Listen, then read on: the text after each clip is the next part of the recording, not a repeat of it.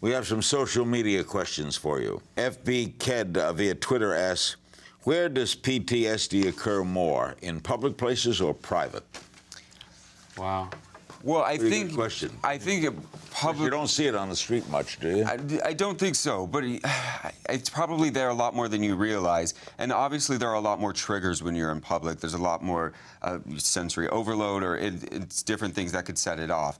But I think even in private, you know, being home, sleeping, you know, we talked about a soldier that his wife accidentally bumped him wrong, and it shocked him brought him out of a dream, and he thought that she was the enemy. Anthony Ibarkina asks on Instagram, besides therapy and medication, can yoga help?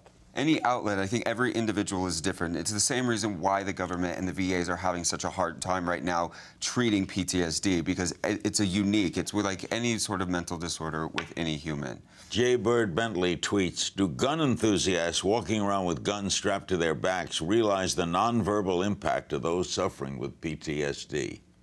What's the effect when we read a story like what happened at the Navy Yard on those vets with this disorder? Do you think? It's tough. I mean, Wonder what it does to them.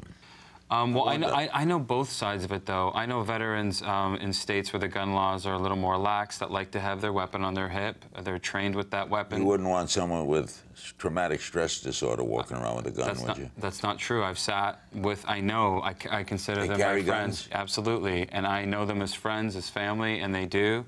I've been to the gun range with veterans that suffer from PTSD that carry weapons. I feel like, you know, does it make you uncomfortable? I think initially, that would, just to be honest, I think initially, but it's hard. It's such a hard thing, especially with all of the gun conversation right now. Is that, you know, there's such a spectrum of PTSD, or where you may fall. There are some people who are dealing with it very slightly, and some people who have severe PTSD. There are some triggers that, you know, somebody that is used to doing village sweeps to somebody who's only used to firing at, you know, long distances. So a trigger can range from anything. So it's so case by case. Psycho Moticon tweets, when should a family member take action?